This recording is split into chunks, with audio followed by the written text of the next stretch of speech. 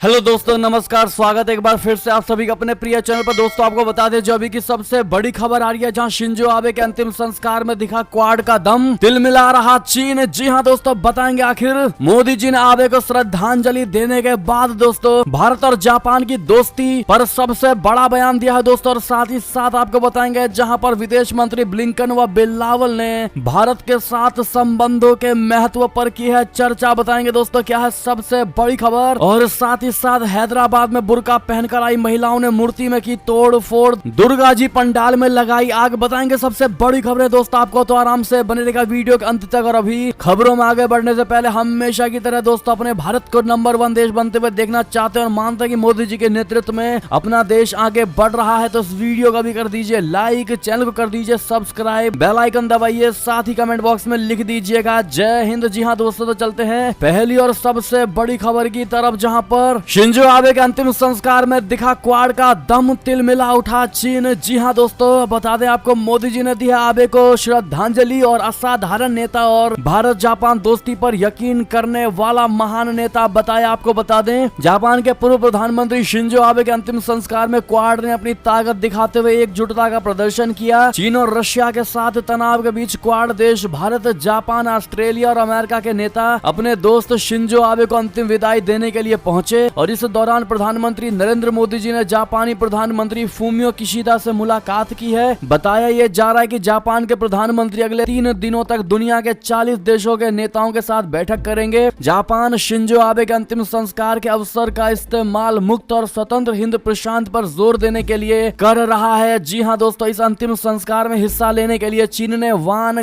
गांग को भेजा है। वो विज्ञान और तकनीकी मंत्री रह चुके हैं। वान चीन की कम्युनिस्ट पार्टी के सदस्य भी नहीं है जो देश की नीतियों को तय करती है। किशिदा का वान से मिलने का कोई प्लान नहीं है और ऐसी अटकलें थी कि चीन अपने किसी वरिष्ठ नेता को भेज सकता है, लेकिन ऐसा हुआ नहीं और चीन ने एक कम महत्वपूर्ण नेता को टोक्यो भेजा है। माना यह जा रहा है कि चीन को ताइवान के मुद्दे पर अमेरिका और जापान के बीच बढ़ते रिश्ते से टेंशन है। और इसी बीच चीन के सरकारी अखबार ग्लोबल टाइम्स के पूर्व संपादक हु शिजिन ने जापान पर तीखा तंज कसा है दोस्तों, और कहा कि इस अंतिम संस्कार में G7 देशों का एक भी नेता नहीं पहुंचा है। उन्होंने कहा कि G7 देश जापान को पश्चिमी देशों के दूसरे दर्जे के नागरिक के रूप में देखते हैं। लद्दाख से लेकर जापान सागर तक फैले इस हिंद प्रशांत क्षेत्र में चीन लगातार जंग की धमकी दे रहा है और दादागिरी दिखा रहा है। जापान के इस दाव से चीन को तीखी मिर्ची लगी है। जी हाँ दोस्तों, प्रधानमंत्री नरेंद्र मोदी ने टोक्यो में जापान के पूर्व प्रधानमंत्री शिंजो आबे के राजकीय अंतिम संस्कार में मंगलवार को उन्हें पुष्प अर्पित करके श्रद्धांजलि दी। और इस मौके पर उन्होंने कहा कि भारत जापान की दोस्ती पर यकीन करने वाले शिंजो आबे एक महान नेता और एक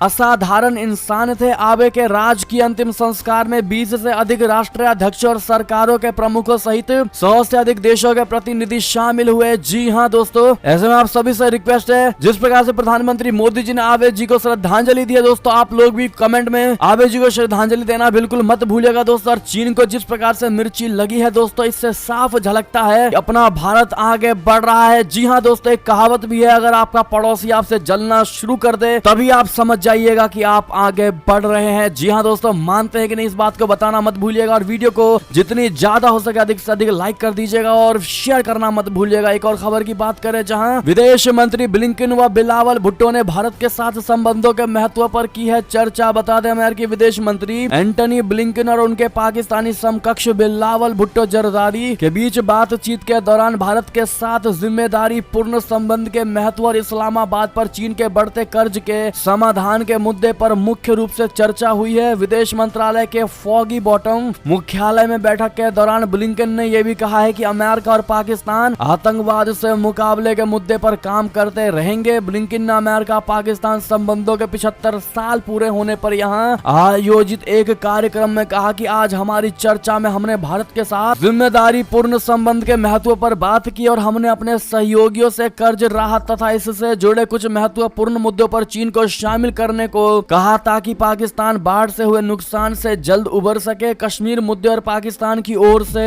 होने वाले सीमा पार आतंकवाद को खत्म करने के मुद्दे पर भारत और पाकिस्तान के बीच रिश्ते तनावपूर्ण रहे हैं। जी हाँ दोस्तों, ऐसे में भारत के अनुपस्थिति पर भी दोस्तों भारत को लेकर और भारत के साथ संबंधों के महत्व को लेकर दोस्तों बातें होती ही रहती हैं, जो कि भारत के लिए बड़ी ही पॉजिटिव बात है दोस्तों, पॉजिटिव खबर है। ऐसे में अगर आप भी मानते हैं ये तभी संभव है जब हमारे देश में मोदी जी जैसे प्रधानमंत्री हैं दोस्तों, तो बताइएगा जरूर। साथ ही साथ आपको बता दें और बड़ी खबर, जब पाकिस्तान के साथ संबंधों पर जयशंकर जी ने लताड़ा तो अमेरिका ने दी अब ये सफाई। बता दें हाल ही में जो बाइडेन प्रशासन ने F-16 लड़ाकू विमानों के लिए 450 मिलियन अमेरिकी डॉलर, बोले तो 45 करोड़ रुपए के मेंटेनेंस पैकेज को मंजूरी दी है और इस पर पहले विदेश मंत्रालय ने आपत्ति जताई थी। रविवार को विदेश मंत्री ने कहा था कि ये मेंटेनेंस पैकेज कहने के लिए आतंकवाद के खिलाफ लड़ाई के लिए है, लेकिन हर कोई जानता है कि F-16 लड़ाकू विमानों का इस्तेमाल कहां और किसके खिलाफ किया जाता है। आप ये बातें कहकर किसी को बेवकूफ नहीं बना सकते। जयशंकर जी ने यह बात भारतीय अमेरिकी समुदाय के साथ बातचीत के दौरान कही थी दोस्तों। अब आपको बता दें अमेरिकी विदेश विभाग ने जवाब में क्या कहा है। अमेरिका के विदेश विभाग के प्रवक्ता नेड प्राइस से सोमवार को जब जयशंकर जी की टिप्पणी को लेकर सवाल किया गया तो उन्होंने कहा कि हम पाकिस्तान के साथ अपने संबंधों को दूसरे से जोड़कर नहीं देखते हैं और भारत के साथ के अपने संबंधों दूसरे देशों के से संबंधों के रूप में नहीं देखते हैं। ये दोनों हमारे अलग अलग बिंदुओं पर साझेदार है। यानी कि दोस्तों अमेरिका का कहना है कि भारत और पाकिस्तान से हमारे अलग अलग तरह के रिश्ते हैं, अमेरिका के साथ साझेदार है। जी हाँ दोस्तों, यानी पाकिस्तान के साथ अलग रिश्ता है, भारत के साथ अलग रिश्ता है।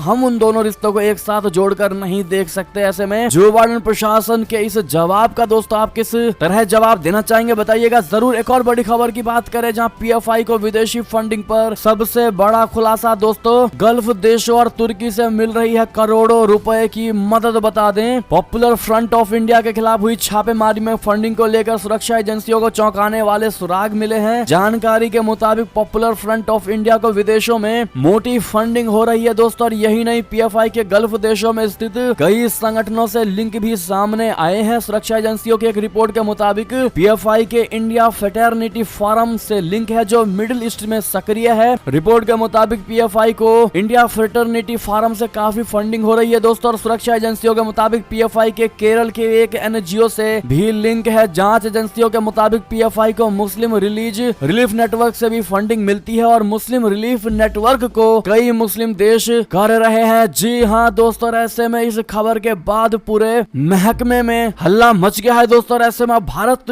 PFI को मिल रही फंडिंग को लेकर दोस्तों क्या कदम उठाता है ये देखने वाली बात होगी। ऐसे में आपको क्या लगता है दोस्तों PFI बैन को लेकर? आपकी जो भी राय हो बताइएगा जरूर। क्या सिर्फ बैन कर देना ही एकमात्र सबसे सही एक्शन होगा दोस्तों, या बैन करने के साथ साथ और क्या कदम उठाने चाहिए भारत सरकार को? आपकी जो भी निजी प्रतिक्रिया हो दोस्तों कमेंट में बताना मत भूलिएगा। और जिन्होंने अभी तक वीडियो को देखते देखते लाइक नहीं किया प्लीज लाइक कर दीजिएगा दोस्तों। एक और खबर की बात करें जहां पर पाकिस्तान में अपहरण के बाद सिख महिला से जबरन शादी को लेकर जयशंकर जी ने लिया संज्ञान। बता दें विदेश मंत्री एस जयशंकर जी ने कहा कि भारत सरकार ने 20 अगस्त को पाकिस्तान के खैबर पख्तूनख्वा प्रांत में एक महिला सिख शिक्षिका के कथित अपहरण और जबरन धर्म परिवर्तन की घटना को शहबाज सरकार के सामने उठाया है और घटना की कड़े शब्दों में निंदा की है। राष्ट्रीय अल्पसंख्यक आयोग यानी NCM के जवाब में जयशंकर जी ने कहा कि केंद्र ने इस तरह की चौंकाने वाली और निंदनीय घटना पर अपनी गंभीर चिंता व्यक्त की है। EAM ने कहा कि भारत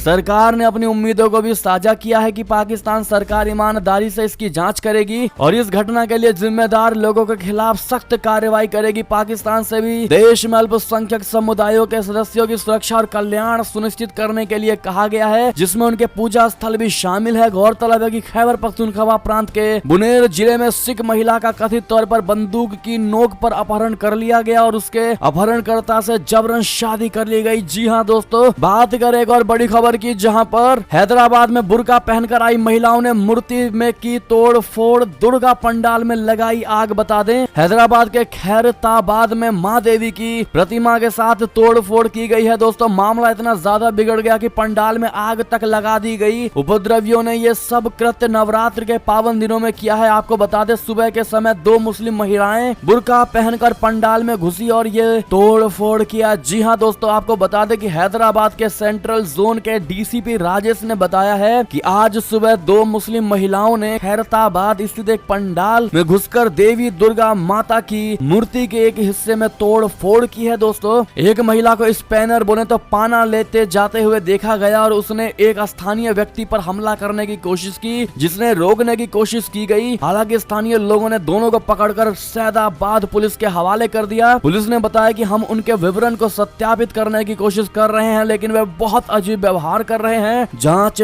चल रही है। जी हाँ दोस्तों, ऐसे में नवरात्रि के दिनों में दोस्तों माँ दुर्गा के साथ इस प्रकार की अभद्र व्यवहार को लेकर आपकी जो भी राय हो बताइएगा जरूर, और इन लोगों पर कैसी कार्रवाई होनी चाहिए दोस्तों भारत की जनता की क्या है इस पर राय बताना मत भूलिएगा। और इसी बीच दोस्तों ये थी अब तक की सारी बड़ी खबरें। आपको हमारी खबर कैसी लगी? आशा करता हूँ बहुत अच्छी लगी होगी। अगर थोड़ी भी अच्छी लगी है तो इस वीडियो को अभी अपने भाई बंधुओं में व्हाट्सएप, फेसबुक, ट्विटर के जरिए पूरे भारत में शेयर करना बिल्कुल मत भूलिएगा दोस्तों। और अभी कर दीजिए इस वीडियो को लाइक, चैनल को कर दीजिए सब्सक्राइब, बेल आइकन दबाइए, साथ ही कमेंट बॉक्स में लिख दीजिएगा जय हिंद जय भारत। तो मिलते हैं आप अगली बड़ी खबर में, तब तक अपना ख्याल रखिएगा। आप सभी का बहुत बहुत धन्यवाद दोस्तों, साथ देने के लिए, साथ बने रहने के लिए। जय हिंद जय भारत, जय श्री राम, वंदे मातरम, हर हर महादेव।